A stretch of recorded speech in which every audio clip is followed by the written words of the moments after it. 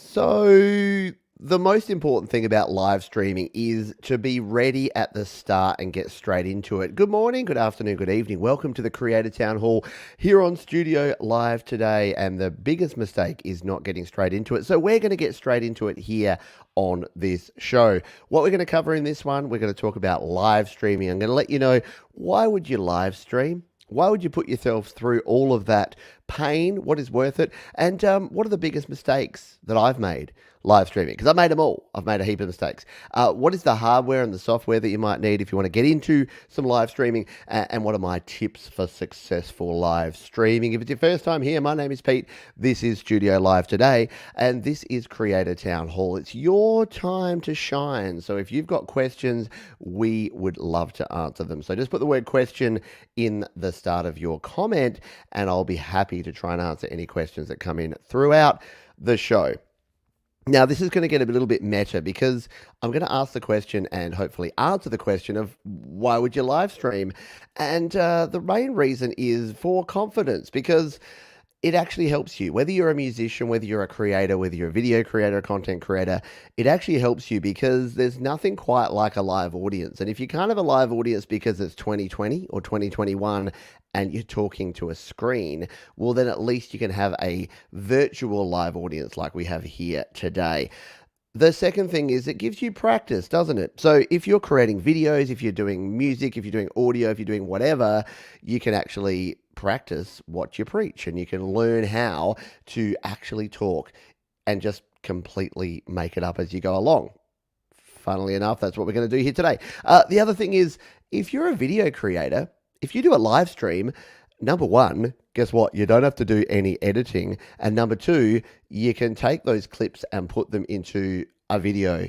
So you can actually create clips from your live stream and then put them out as other videos. So if you're a musician, I cheat like this all the time. Play an hour of your songs, and then you can clip those out and just release them as individual songs. If you play something really well, why wouldn't you clip that out and then play that as its own single? It's a pretty cool way to get a lot of additional content. The other thing is engagement. So if you want to try and engage with an audience, let's say you're a musician. Let's say you are the Lily Pillies. Let's say you are this band here, and you want to get some exposure. No better way than to go out live. I would love to know the story behind the Lily Pillies. I would love to know what the Lily Pillies do in their spare time, how they create music, how they actually record their songs. So it's a really good way to actually gain engagement with your audience. And the final thing of the why is, in the YouTube world, if you ever want to monetize your channel. And look, not everyone wants to monetize your channel. Not everyone wants to do the 4,000 hours of watch time and the 1,000 subscribers to monetize your channel. But if you do, guess what? You need to get lots of watch time. And live streaming, it does exactly that.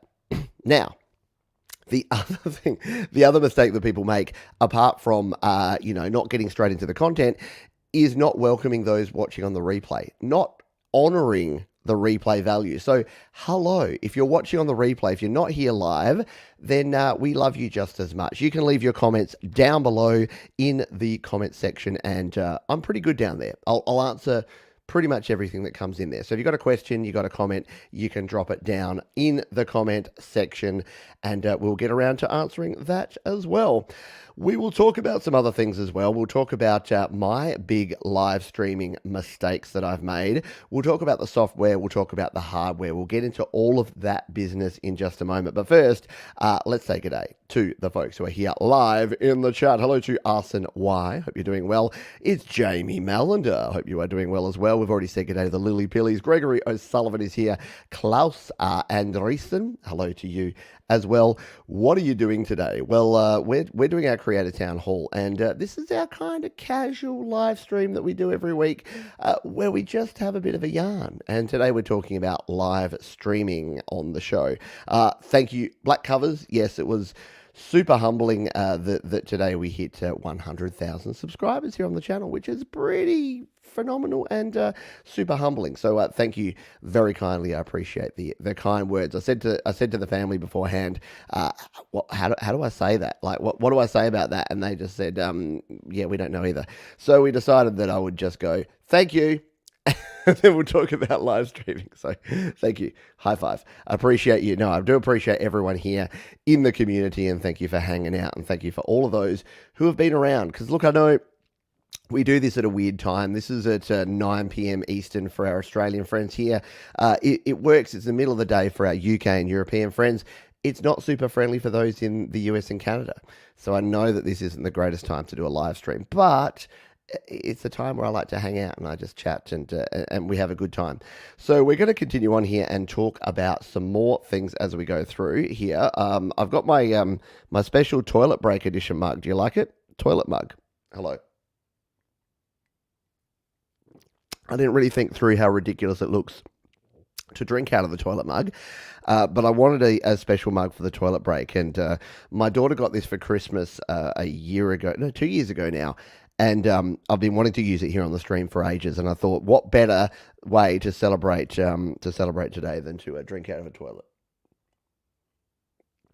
So there you go. Who would have thought it? You tuned in here for information, and we're going to go with the toilet mug. So let's move on to the next section here. So that's why you would live stream. You want some confidence. You want to get some practice in. You want to learn how to do this. You want to take some clips and maybe release those as separate, smaller videos. You want to engage an audience, and you want to maybe generate some watch time, because nothing wrong with that. What are the biggest live streaming mistakes that I've made in the past and that I see people make all the time? So number one, as I said, is not getting started straight away. So if, instead of telling you that welcome to the show and we're going to be talking about live streaming, instead of that, if I sat here and sipped from my toilet mug and said, oh, are we live? I think we're live. Hang on, let me just check. Are we live? Did I press the button?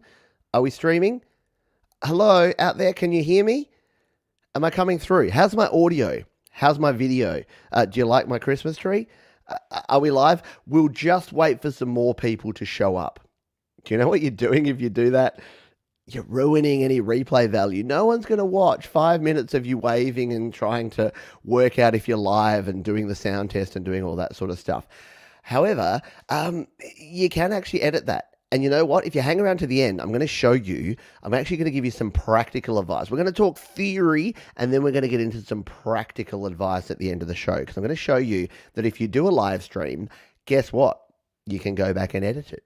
Yeah, YouTube let you do that. They let you edit your live stream. So even if you don't like the start of it, guess what? Go back and chop it off. Get rid of that stuff. It's fine. The other thing is, countdowns are great. So I've used countdowns before, and I know a lot of people use countdowns. They work well, you know, that whole 5-minute countdown, and then you go live, and then you're live. That works fine for the live audience who are here chatting in the live chat. They're here interacting. They're able to ask questions. They're able to talk with each other. Yeah, it's great. It builds up your audience before you start. No problem. Go for it. Here's the problem. If you're watching on the replay, there is nothing more annoying than having that countdown. You know, the only thing worse than a countdown on a live stream is where it's live stream starting shortly. How long is shortly? Is shortly 1 minute, 5 minutes, 10 minutes, 20? I don't know. And you don't know either. Have you ever been that way where you're watching, you're like sitting there on your phone and you're on the train and you're like, all right, I'll watch this live stream starting soon. When soon? And you're like, chap.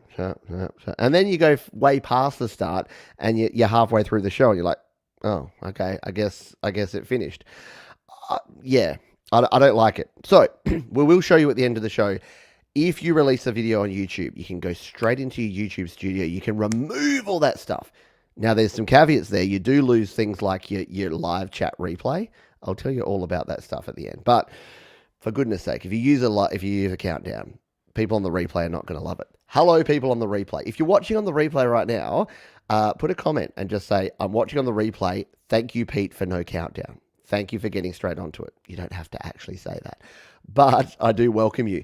And you might have noticed that I kind of alluded to that. I got straight into the content and I didn't have a countdown. So I'm taking my own advice here.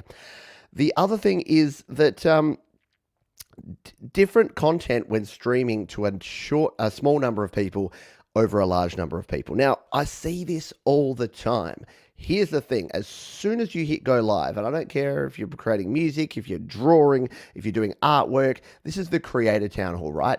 we got a whole bunch of different types of people here. Whatever you're creating, as soon as you're going live and you're talking, just go. And go as if 1, 10, 100, or 1,000 people are watching. It really shouldn't make a difference to what you're presenting because, again, replay value. And why is it only important if 10 people or 20 people or 50 or 100 people are watching? Why is it important if one person's watching? Or guess what? The big goose egg. Let's talk about the elephant in the room. Has anyone ever live streamed to 0 people? Yeah, I'm putting my hand up. I've live streamed to 0 people. It's totally cool. It's fine. The thing is, when you're live streaming to 0 people, you're talking to your camera. And a lot of the live streaming platforms, I'll talk about them later, have a little number. I can see a number right up there. At the moment, it says 18. It says 18 people are watching this stream live. So I know that. Should I be acting differently if that was 1 or 18 or 50 or 100 or 1,000? Probably not, because why is it less valuable? But I see so many people saying, oh, we've only got a couple of people in here. We'll just wait till more people come in. You know what that's saying? That's saying to the 2 or 3 people that maybe they're watching you, that maybe you're super fan. I don't really care about you. I'm just waiting for more people because I want numbers. I don't want you. And I know that's not what you're saying. Sorry. And I don't know what that voice was. I don't know what I was saying there. But you get my gist here. You don't want to do that. You don't want to be presenting information in a different way. And I'll admit, hand on heart, I've streamed to 1 person. I've streamed to 0 people, 1 people, 10, 20, 50, 100 plus. And it does. It makes me feel a bit nervous, to be honest.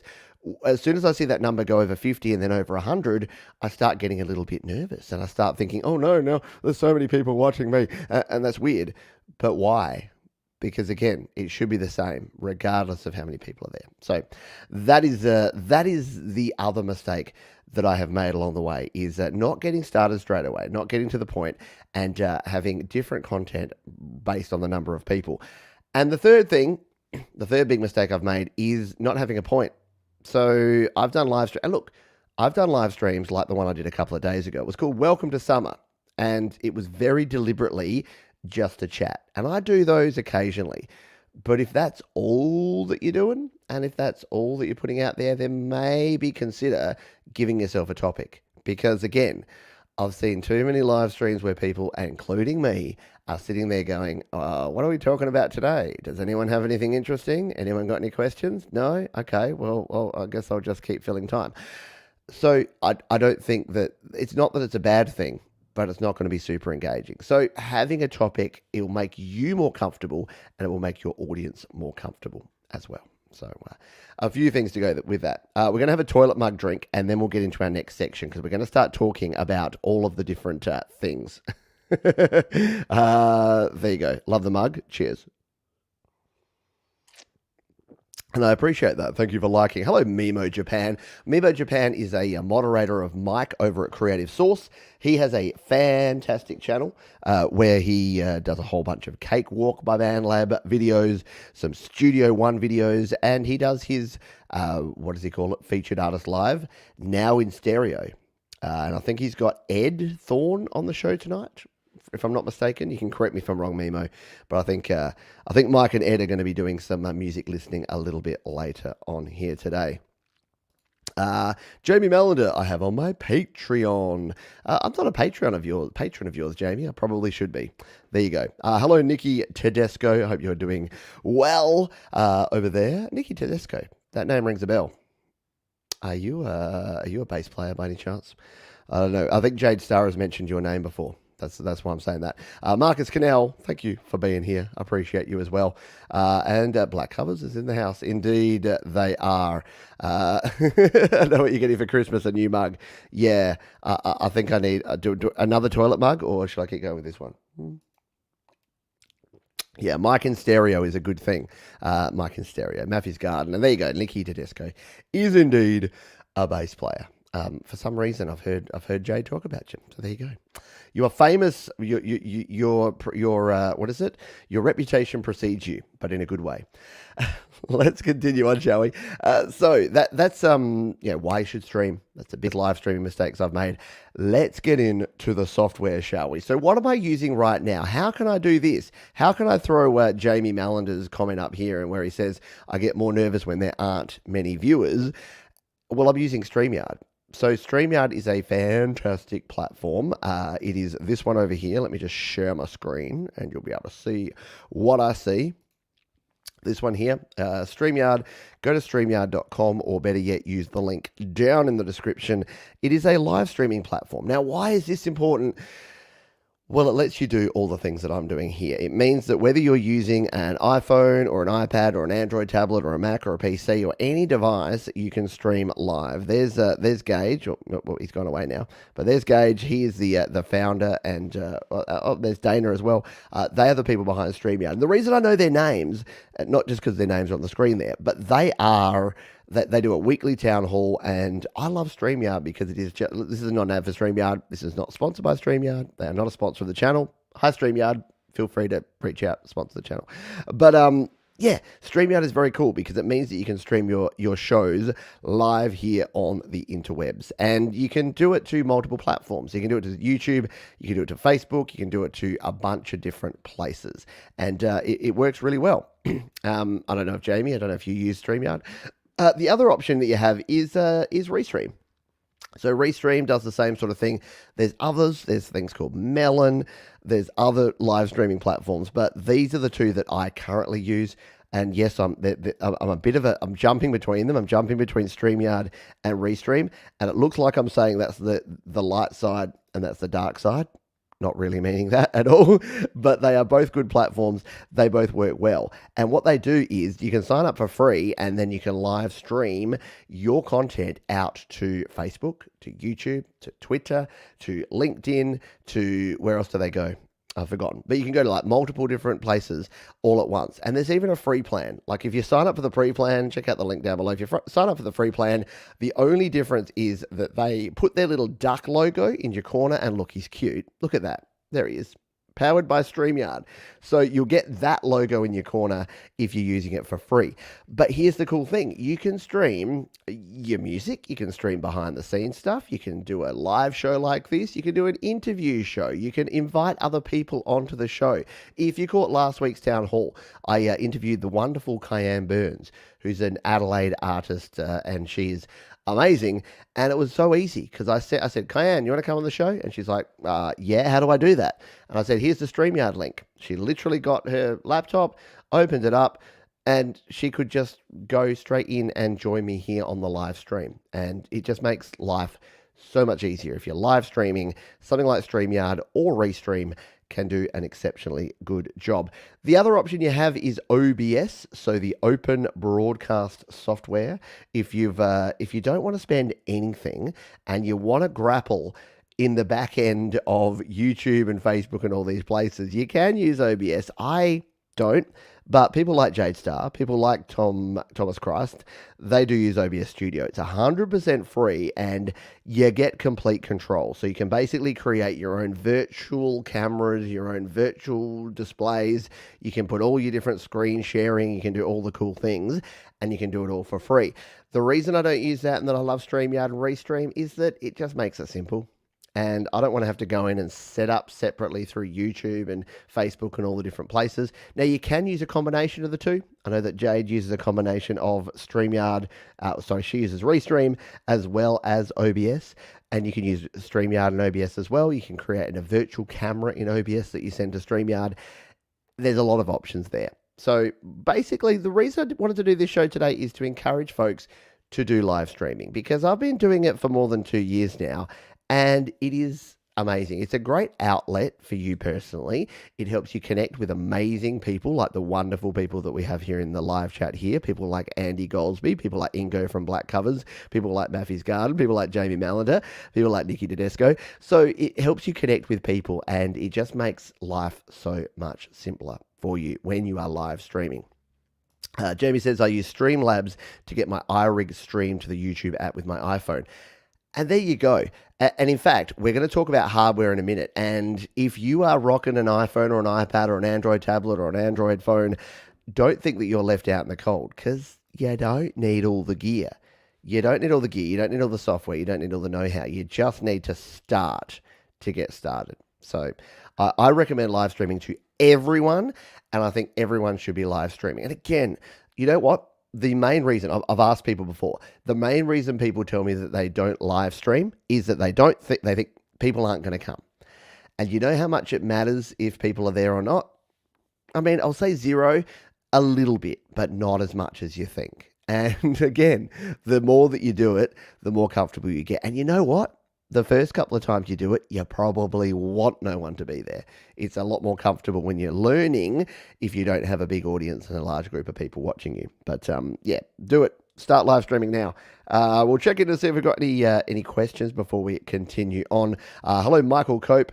Thank you. Yes, I'm always producing. Exactly. I liked it. I like it because all the reasons that we've talked about here today. And yeah, Nikki Tedesco will be on Jade's show in a couple of weeks' time, which is very cool. I think she's been talking about you for a long time. I'm probably going to embarrass her now.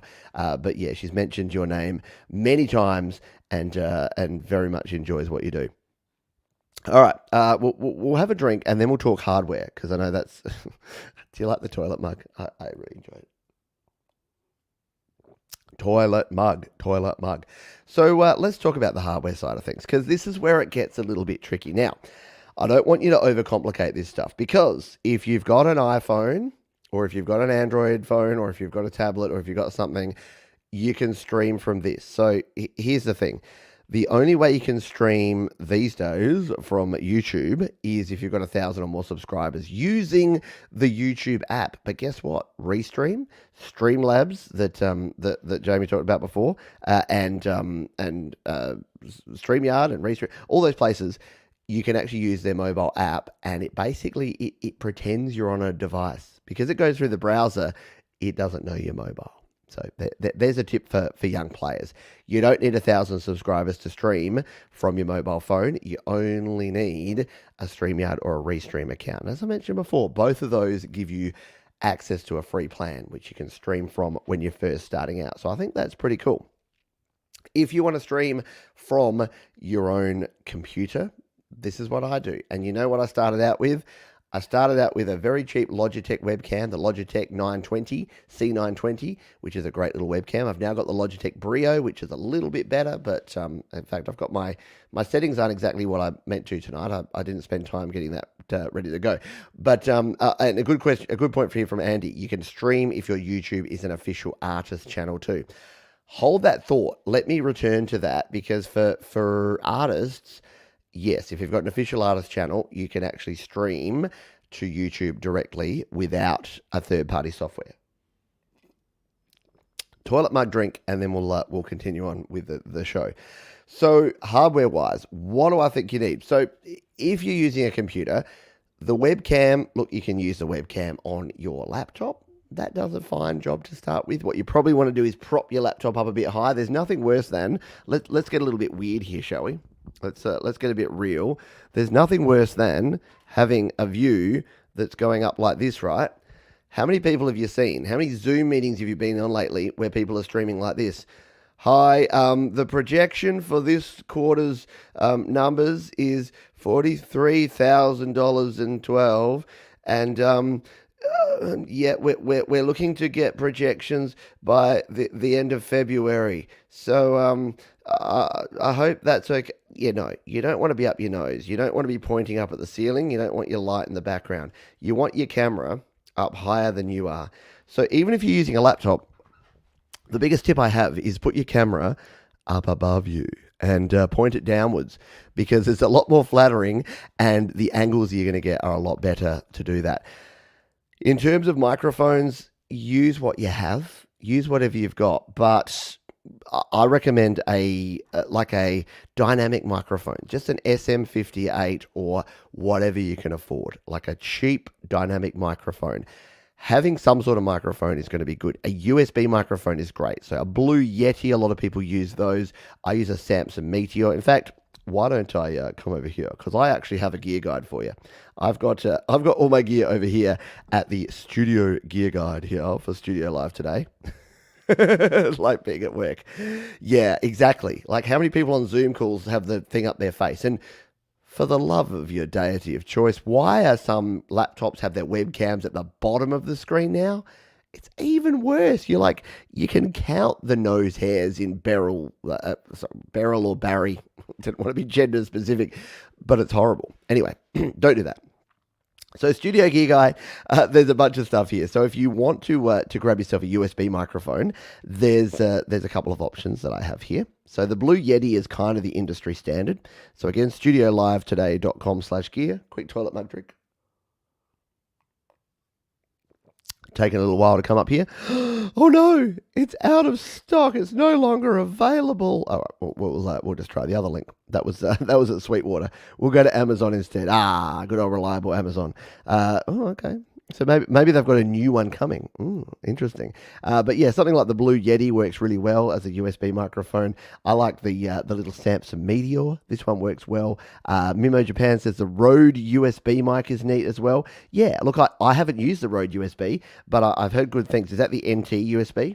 That's the one that I've heard does a good job. So this one's $65. The Rode NT USB is only $100. So yeah, there's a lot of really good options for USB mics. And the beauty of a USB mic is that you can plug in there. Most of the high quality ones also have a headphone jack, so you can plug your headphones straight into them. I'm pretty sure this one, yep, there it is.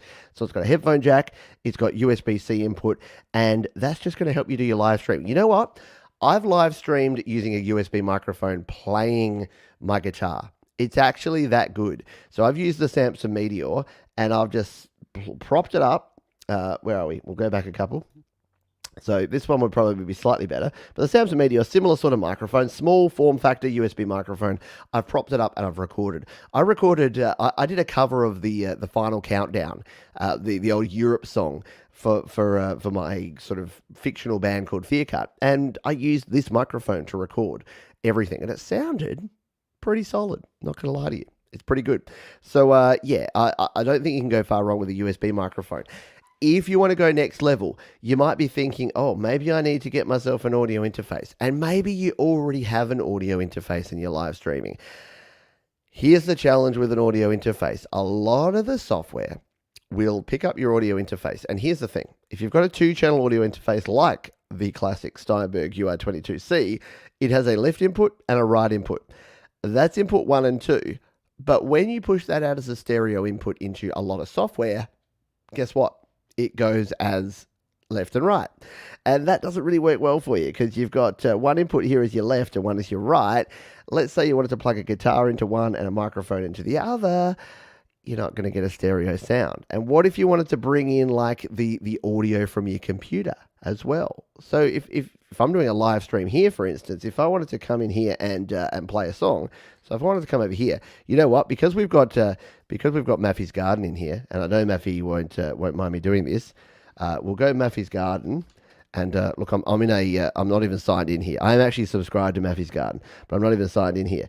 But we're going to come in here and we'll listen to, say, this song, Locked Out, Maffy's Garden's latest tune. Because I'm using a mixer, guess what? I can turn the volume up and I can play this one.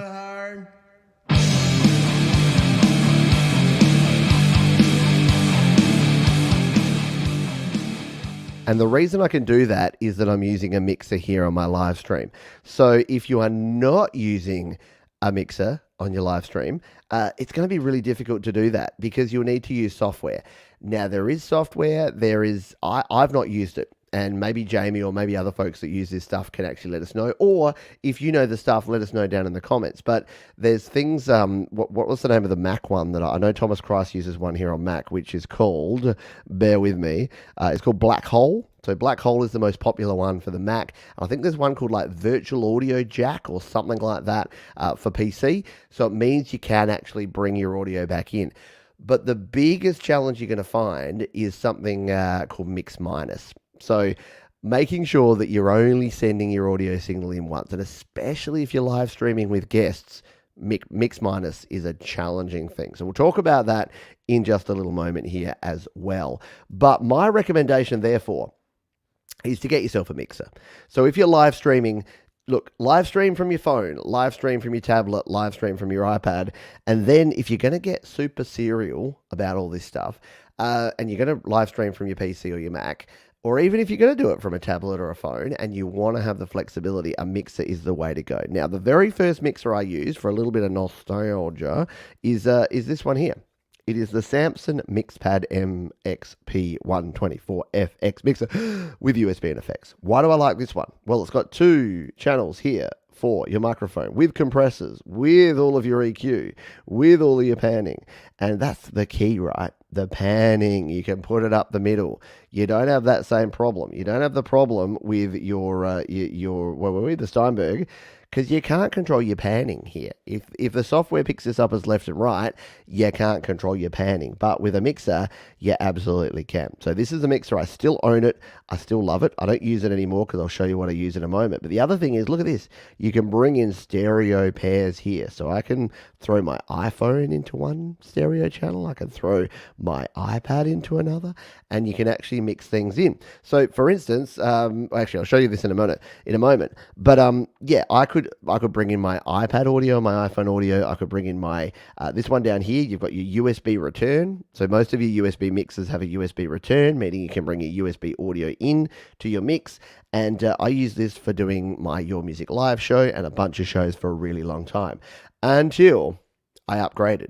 So this one, again, $180. The other one that you might want to check out here if you're in the market for a mixer is something like the Yamaha MG series, the MG12XU. This is a very nice mixer, around about the same sort of thing. Actually, no, that's the 10. That's the 12. We'll go the 10. The 10XU is the cheaper one because that's $360. You're almost at the level. There you go. So this one, if you want to spend around about your $200 to $250, this is a great little mixer as well. Does all the same sort of things, but you got your Yamaha D preamps in there as well. So it's slightly better quality and it's a 24-bit interface. So yeah, about 150 for your Samson and about 220 for your Yamaha. What I use these days is this one. Not that one. This one, the Zoom Live Track L8. And this one is awesome. And I'm looking at it right now. You can't see it, but it's down there. In fact, why don't I, you know what? I don't normally do this, but it's the Creator Town Hall. I'm gonna get a little bit old school here. We're gonna grab the camera, and you're gonna be able to take a look at the Zoom Live Track. There it is. So you can see it live here. You got toilet mug here and you got the Zoom Live Track. So I'm only using channel 1 at the moment here, but when I want to bring up that channel that we had before where we were playing, this is this one here. That's that USB channel. In fact, if I can hold the microphone with one hand and I can go back and play this one over here, let's bring up Maffy's Garden again, like we did before, and give this a bit of a play.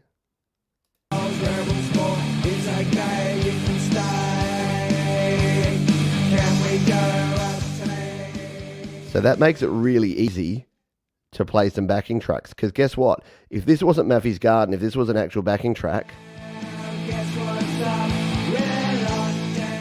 I could be singing along to that song with no problems at all. So yeah, the Zoom Live Track is my go-to mixer because it has all of the options. You can do everything you want to do just with that one.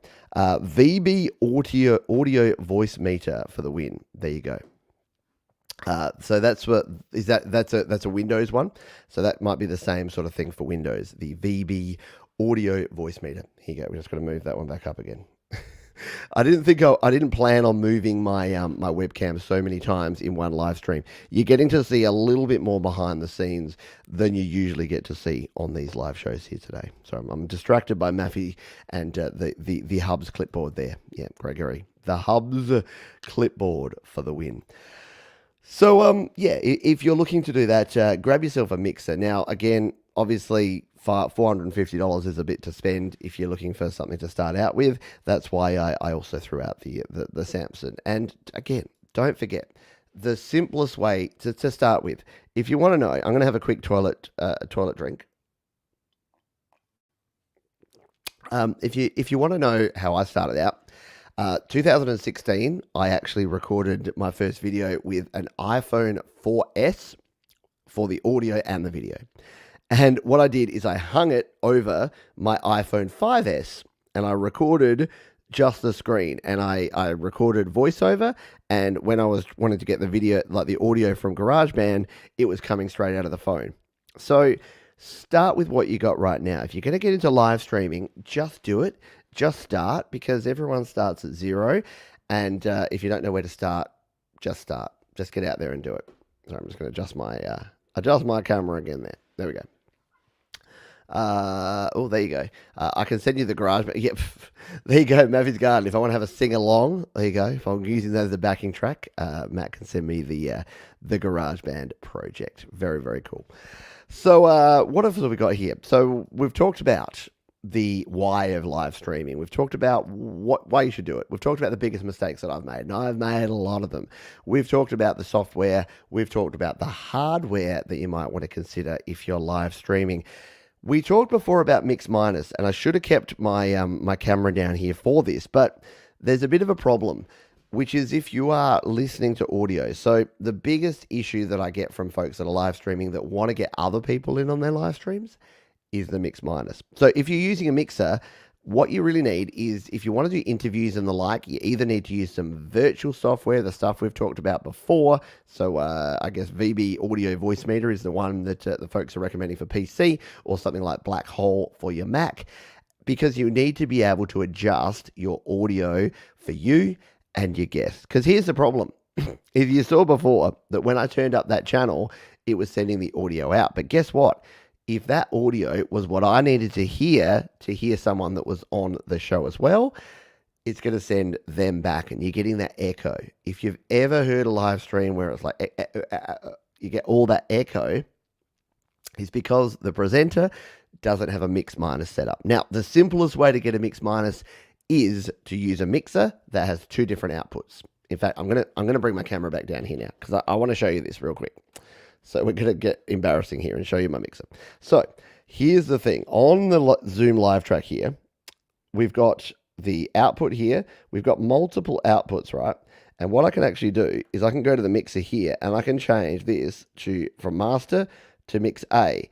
And you'll notice here that my headphones are plugged into the headphone jack here, and there's a little switch here. And the reason the Zoom live track is so good is that I can set up a different mix from the master to that one. So I can come here and I can turn up and down this one. So I can say, I don't want to hear any of that audio going out on my headphones, which is mix A, but I can go to the master and turn that up. So check that out. If I go to the mix A, it's showing that mix A as all the way down here. But if I go to the master, it's actually showing it. In fact, it would be the opposite. I would want none coming through on the master, and I would want it coming through on the mix A.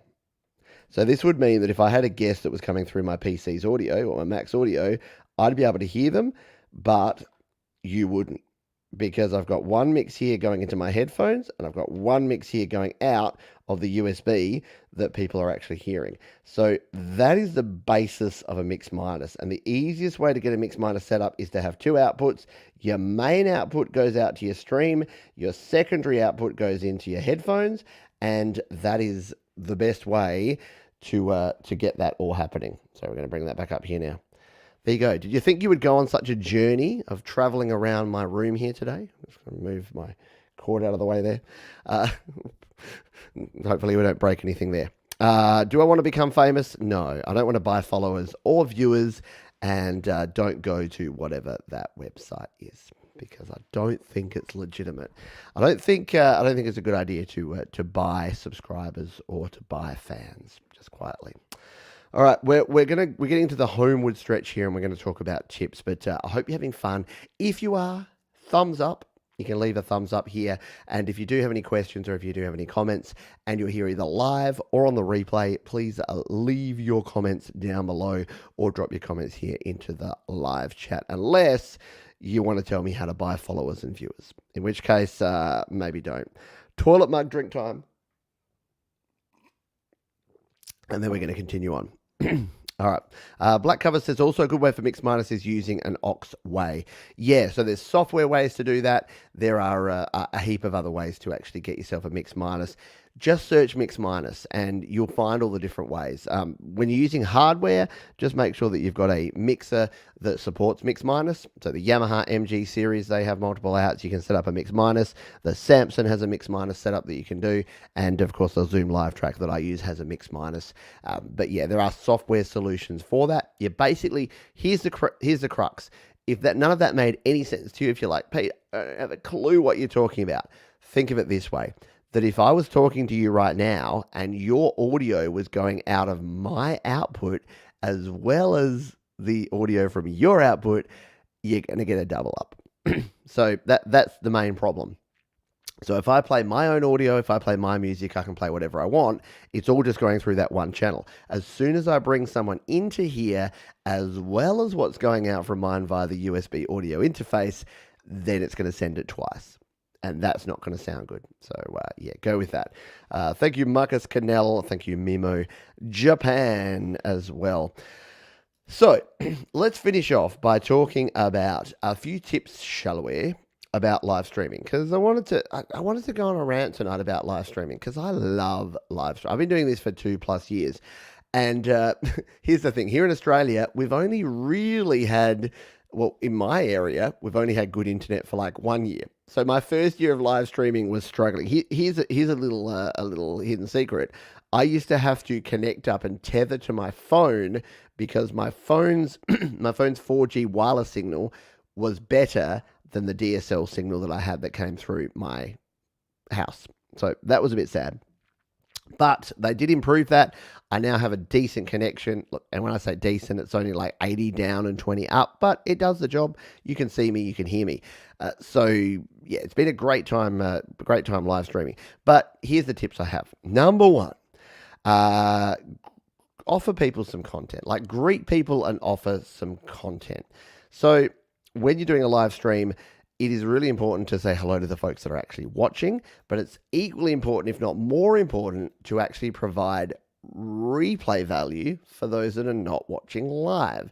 So the constant balance, you're like a juggler, you're like a clown in the circus. That's all we are, live streamers. We're clowns in the circus. You're juggling because you need to work out how you can engage people watching live to make them feel involved like it's a live show, because it is, but also if someone's watching on the replay, you don't want it to feel like a second-class citizen. Hello, replay viewers. I love you.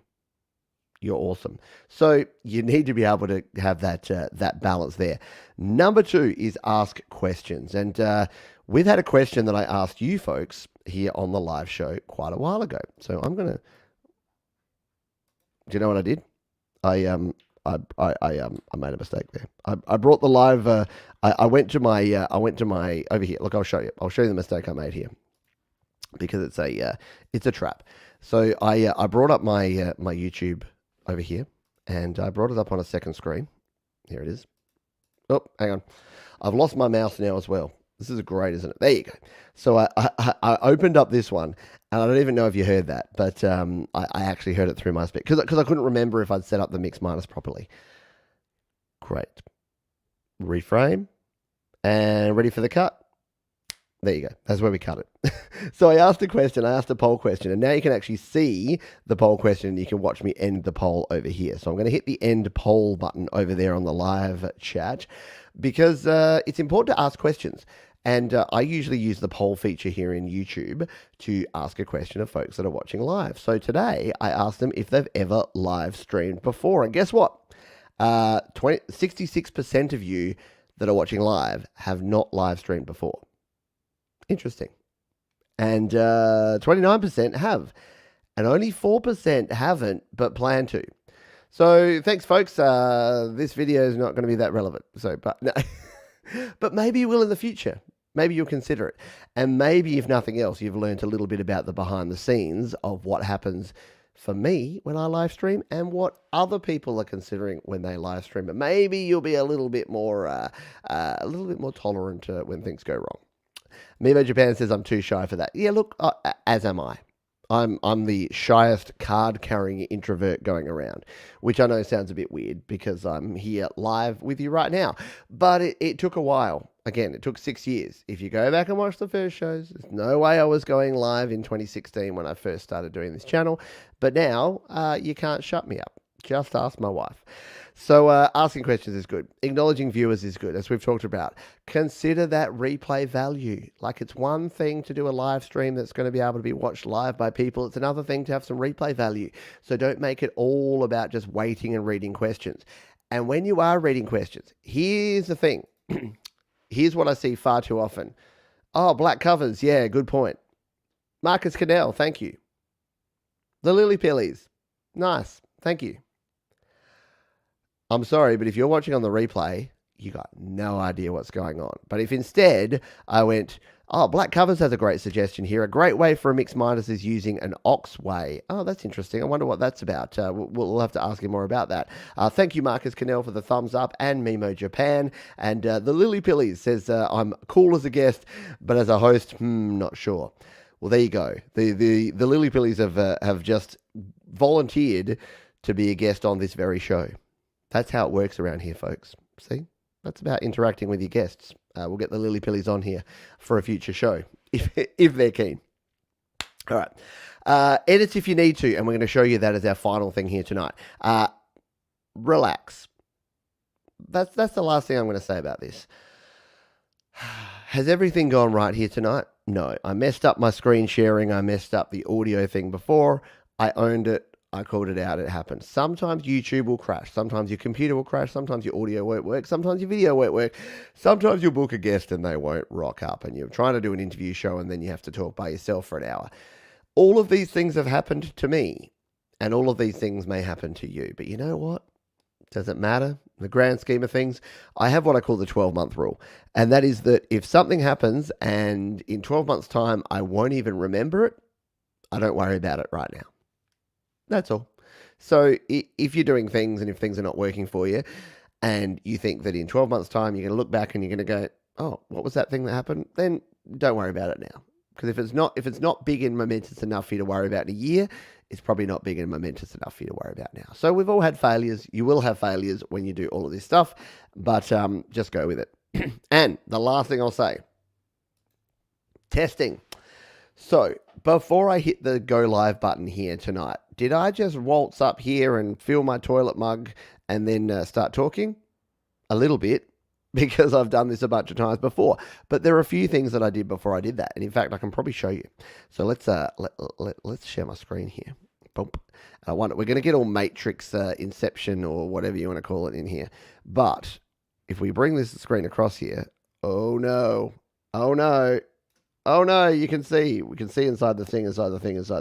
So here is my background. So what did I do first? I went into here and I went into my audio settings and I made sure that was working. I hit the test button here on Streamyard and I put that up and I made sure that was working as well. And it was. So yeah, there's things that you can do. Sorry, that was bad. I'm still doing my mixing thing. All right, it's gone now. So there's things that you can do to prepare yourself before you even hit that go live button. And doing a little bit of testing is good. The first time you live stream, it should be a private or an unlisted stream. Just talk to yourself. Hands up who did radio shows, or I don't know, what's the modern equivalent of that? Internet shows where you just talk to yourself. It's like, hi, welcome back to the Pete Johns Show, and here coming up next on the show we have Dire Straits with Walk of Life. That sort of thing. Do that yourself. Like, just stream to you. Stream an unlisted stream, stream a private stream. Just do something like that. It is a cool test tone. If you don't know, this is why I like StreamYard. I like Restream as well, but StreamYard have this one. Let's take a listen. It's probably not copyrighted. If it is, then I get a copyright claim. StreamYard, boo you. But it goes like this. Hang on. I don't have my thing here. I'll go back again. We'll try that one more time with feeling. It goes like this. Oh, it didn't work. Hang on. I'm going to go back again. It goes like this. Testing the speakers on StreamYard. Sounds like they're working. Have a great show. Testing your speakers on StreamYard. Sounds like they're working. Have a great show. So, don't you love that? Don't you love the fact that StreamYard is so cool that that's their audio testing, like test pattern signal? So yeah, before you start, check your audio, check your video, check that you got your notes, check that you're ready. Like, do a little bit of preparation. And look, for me, these days, it's legitimately 5 minutes of preparation. I check the audio and the video, I make sure I got my notes, and then we go. But yeah, when you start out, it may be a half an hour worth of preparation. You may want to set everything up. And guess what? I'm doing a live show. I'm doing a Beatles happy hour, and I'm doing it from my folks' place on the weekend. So I will be setting up the laptop, and I'll have to make sure I've got my my amp and my audio interface and everything set up. So that will probably be an hour of setup for that live stream. It'll be a bit different, but just make sure it's working, because you got the time beforehand. There's no point, like, don't make your audience be your test, unless of course it's my my patrons, who I make my guinea pigs all the time. Hello patrons, you're awesome. Sorry, but yeah, just do that. It's pretty cool, right? Yeah, it's awesome. Marcus Goodell says, I've sent you an email, have a question that's a bit off topic, but maybe I don't know. There you go. Well, I will check my emails. Yes, if you do want to email me, I'm usually pretty accessible. Pete@studiolivetoday.com is the email address that you can hit me up on if you want to find out some information. All right, the final thing that I want to talk about here related to live streaming is the fact that once you've live streamed, at least on YouTube, once you've actually finished your live streaming, you can actually go in and edit. And I'm just going to I'll grab this one here, because I'm playing my own live stream. I'll grab this one here, and we'll bring it across here and go to my YouTube studio, and I'll show you what I'm talking about. It's actually super simple. So if you go to studio.youtube.com, you will go to your YouTube studio, and it will look a little something. I'm just going to zoom in on it. Just going to zoom, and it'll look a little something like this. So here's my dashboard. This is all your content. This is what you've got here. If you've gone live, it'll be here under your channel content, under your live. And what you can actually do is edit your live streams. Don't be afraid to edit your live streams. It will take you 5 minutes, but it could gain you a whole lot of additional viewers. So for instance, if we go in here, let's find something that I may want to change. So we'll come in here to GarageBand Weekly. So this is the GarageBand Weekly show I did this week. And if we click on that one, boom, it's going to bring us into this. We've got our details here. There's all my description and my timestamps and all that stuff. If you want to learn how I do all this stuff and all of my different processes, patreon.com/PeteJohns. I talk about it all the time. But look at this one. We've got editor. You can actually edit after the fact on a live stream. And not many people do this. But let's just say, instead of being like me, because I take my own advice, and this is the start of my GarageBand live stream. In this week's GarageBand Weekly, we're talking all about apps. What are the cool apps on sale? So let's just say that the first minute of that was me going, are we live? Am I on? Is it good? Well, you know what I do? I hit the trim button here. I scroll this sucker over here, and I just cut it off. And I cut it off at the end too. If I'm waffling at the end, I cut it off. If I'm waffling in the middle, I hit the split button here, and I split it, and I cut it out. I remove it. If I'm waffling down here, I hit the split button, and I remove it. I then hit the preview button, I hit the save button, and I save in those changes. So you don't need to be left with all of the stuff that you've done before. Mimo Japan, if you could let Mike know about this feature for all of his waffling, that'd be great. Here's the downside. You do lose the live chat replay. So if I actually saved this in on a show like this one, where we've got wonderful folks like RJ Lovely and Marcus Cannell and the Lily Pillies and Mimo Japan here live, I would lose all of your live chat. Except I wouldn't lose the stuff that I throw in here, because I'm using Streamyard. So all of this stuff that I put in the stream stays, and that's why Streamyard, and that's why I know it's a little bit harsh, that's why Streamyard and Restream are so cool, because even if you have to do some edits and you lose the live chat replay, which you will do if you edit them, you keep all the stuff you put in there manually. I'm losing my voice, aren't I? So I'm going to finish up here, but before I go, you may be aware that I have a new channel. And I'm going to talk about it, and then I'm going to talk about something related to that new channel, which is anyone here old enough or cool enough? I'm going to say cool enough. Is anyone here cool enough to have used a tracker and know what a tracker is? So I found a really cool video this week. I'm just trying to get this on the right screen. I'm not doing well, am I? I'm doing poorly. You can't see this behind the scenes, but I'm trying to work out why on a Mac it doesn't keep things on the right screen. All right, we're good. So if you've not used a tracker before, it is a very cool bit of kit. And I'm going to start re-exploring. If you go to, let's just see if this is going to work, studioliveyesterday.com, you can jump straight in here, and eventually, when it works, oh, hang on, we're leaving that page. Okay. Eventually, when it works, we're going to here. So on my channel Studio Live Yesterday, and if you're not already a subscriber, here's what I'm going to do. I'm going to post it right here in the chat. So wherever you're watching, you can subscribe if you want to. So at the moment, we've done a couple. We looked at a 4-track recorder. We looked at what's in the box, but soon we will be looking at trackers. And there's actually a really cool video, and I'm just going to come in here and type trackers 16-bit because I've lost the link that I was having before. But if you do the same, trackers 16-bit, watch this video 12 days ago. It is fantastic. We used to do a hidden gems section at the end of this show, so I'm going to try and kind of bring it back here. But watch this video, because if you've ever used trackers, or if you haven't and you're not familiar and you want to explore it, this video is absolutely brilliant. There it is. Oop, I won't play the video. I won't play the audio because it's probably copyright.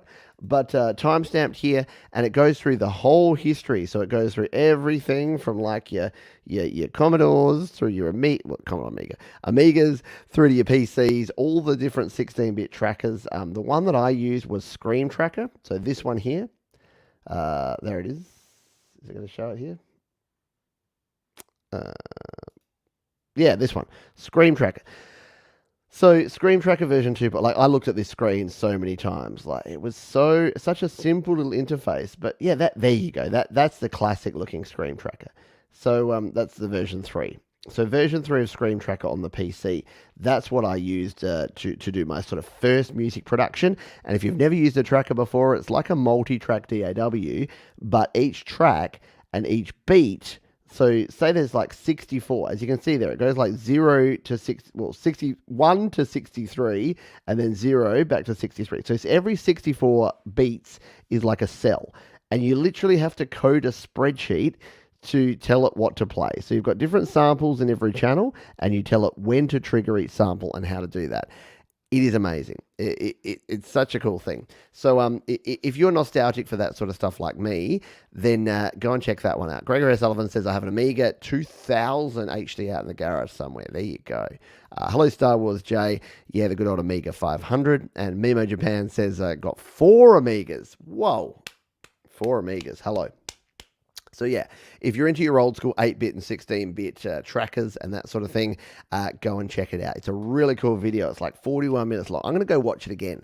I'll probably watch it before bed tonight just because it was such a good time. So yeah, if you're into your trackers, do that. And what I want to do, I'm going to try, I don't know how this is going to work, but I want to see if I can get a DOSBox emulator type thing running here on my Mac, and then run Scream Tracker on a 2021 MacBook Pro. Like, how cool would that be to be using like some of the best hardware going around right now to run a 16-bit tracker using like 8-bit samples? I think I just love the idea of doing something like that. I think it would be cool. Alrighty. Anyway, the little Wi-Fi signal here is saying that I'm running out of internet, which is probably what's going to happen here. So we are going to finish up here. The one final thing I did want to say is that we do have Featured Artist Live. I did mention it earlier, but Mike over at Creative Source has a show which is going live in 1 hour's time. Let me just see if I can find it here. And hopefully we are still streaming because, yeah, obviously there's too much Netflixing and not enough chill. That's always the problem. There should be more chill and less Netflix. But yes, if you go over here is the man, the myth, the legend. And you can see there that he's not gone to much effort this week because he's just got Ed. Love you, Ed. But if you want to check out Featured Artist Live, there it is. It is going live in 59 minutes. So that means we must be overtime. We are. So I'll throw this here in the chat. But do go check out Mike and Ed and Featured Artist Live, kicking off in just an hour's time. And if you want to find out, look, I'm going to like it. I know I'm going to like. Oh, I'm not signed in. That's right. I'm still in incognito mode. I can't even like it. That's right. Sorry, Mike. I'll like you later. So yes, if you want to check out some more cool live streaming, and go and ask Mike, go there and say, Pete said we should ask you lots of really tricky questions about live streaming, and do that right in the middle of his live music show. That'd be awesome. I would appreciate that. Do I know a good source for sound effects? Not really. You can pay for them. You can go for like Storyblocks or use Canva.com or use some of those, but freesound.org. I'll throw freesound.org out there and let you know. So go freesound.org. That has a bunch of very cool free sounds. We are right at the 1 hour mark, so I'm going to turn into a pumpkin if I don't go now. So thank you all for being here. Tomorrow, actually, I don't have anything planned tomorrow, but for Saturday, which is Friday afternoon for many of you, Your Music Live here on the channel on Saturday, then, which is my Sunday, we'll have a Beatles happy hour, which will be a lot of fun. We're going to play a lot of Beatles tunes. And as we say at the end of every show, please be kind to yourself, be kind to others, keep creating, folks, and I'll see you next time. Bye for now.